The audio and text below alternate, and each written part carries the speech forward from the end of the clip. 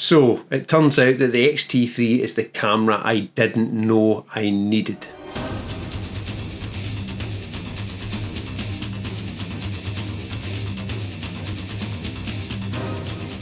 I've been using the X-T3 now for about 6 months, and although it has been during lockdown, I have carried it around with me and I have used it at every opportunity possible, and it is the camera I didn't know I needed.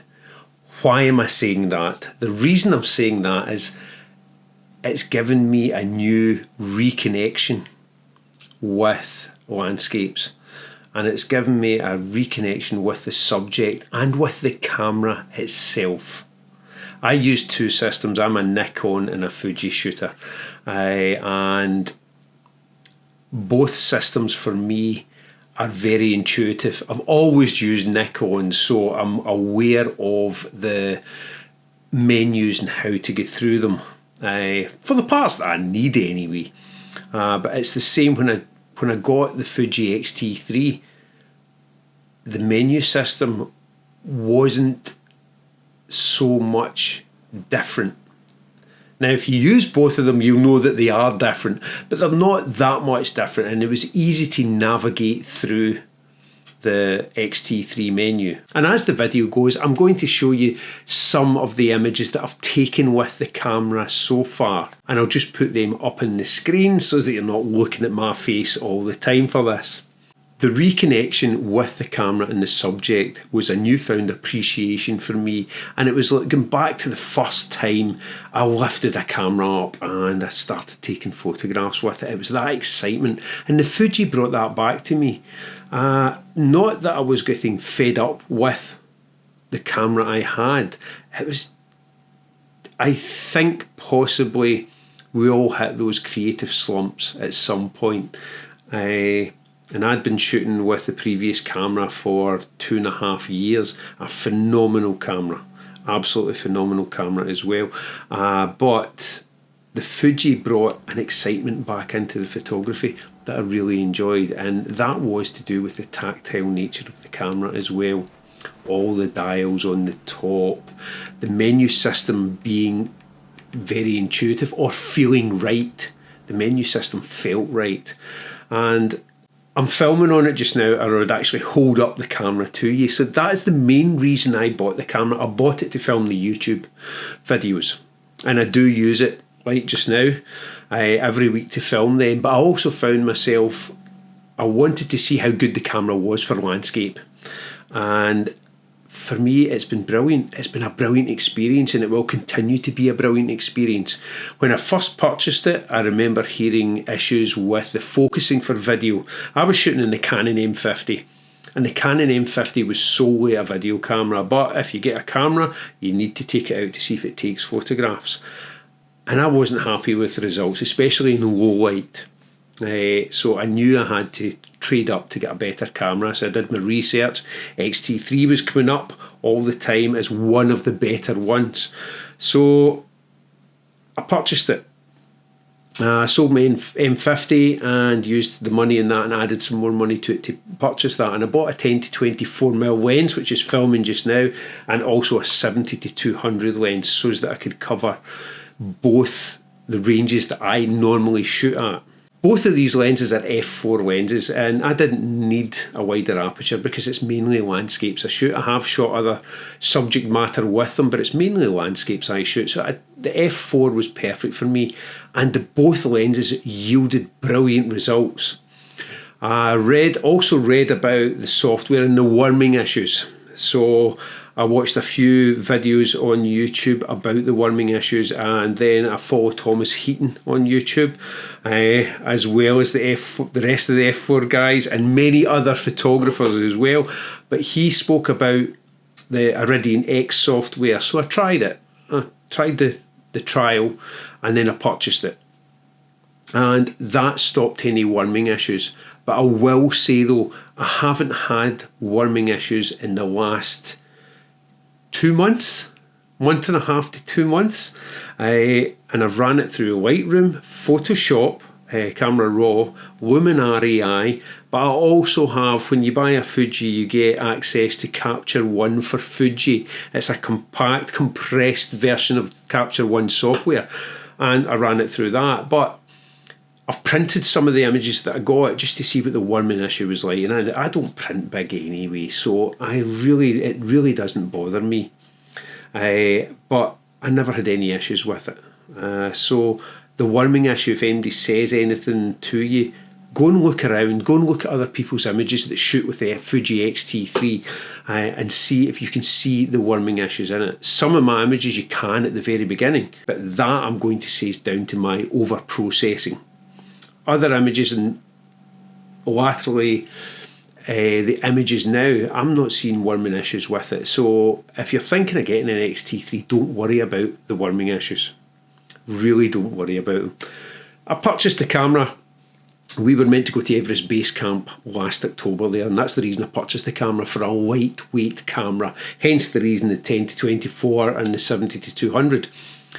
But that's been cancelled and it's now this year, so I've got that camera to take with me. I also have another mirrorless camera as well, which I've just recently got, so I'm not even going to talk about that one.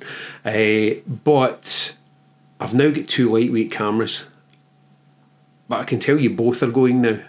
So I really have enjoyed using Fuji. If I hadn't purchased this Fuji camera, I wouldn't have sold all my other gear and bought another mirrorless camera.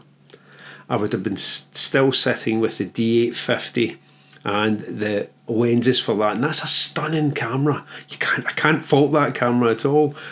For me, it was the weight and the camera, the weight, the tripod, everything.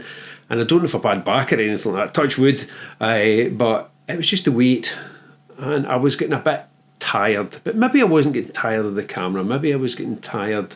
I had lost the vigour for photography. I don't know. But I can tell you the Fuji XT3 definitely brought it back for me. I'm looking forward to trying it in the studio. I haven't tried it in the studio yet because of lockdown, so I'm looking forward to shooting some portraits with it as well, just to see how I can handle the camera doing portraits. But mainly for landscapes, it's been brilliant. I've focus stacked with the camera and got great results for myself. They're maybe not the best of images, but I've got great results for myself. I've done handheld panoramas, which will be on this screen just now, and they've stitched together absolutely brilliantly. There is faults with the camera, but there's faults with every camera. So it is a case of, if you're considering getting one, I wouldn't wait, to be totally honest. It's lightweight, it's fun to use, it's absolutely brilliant fun to use actually. And it might reinvigorate your photography experience. For landscapes, it's been brilliant. For what I need, it's been absolutely brilliant. And with the 10-24 lens and also the 70-200, it's been great. I haven't regretted once shooting on it. I've regretted not buying one sooner, but I've not regretted once about shooting on it. And although you can't do a massive crop, you can still crop and still get a decent enough image and a good enough image to print. But if I was going to take a shot that I wanted to crop in and know I was going to crop, I would just move closer to the subject. That kind of makes more sense to me, if possible. I would move closer to the subject. That kind of makes more sense to me. Everything about the camera I've really enjoyed. As I say, this isn't a techie review in any way at all. I have just really enjoyed using the camera, and that's honestly what I wanted to say. That's why I wanted to make this video, because it made me excited again about photography. But it really was fun to use. It really was fun to use, and really is fun to use. And I look forward to shooting with it. I'll go out tomorrow, take the dogs a walk, and I'll take it with me again. From the point of view that it reinvigorated my love of photography, that says everything for me.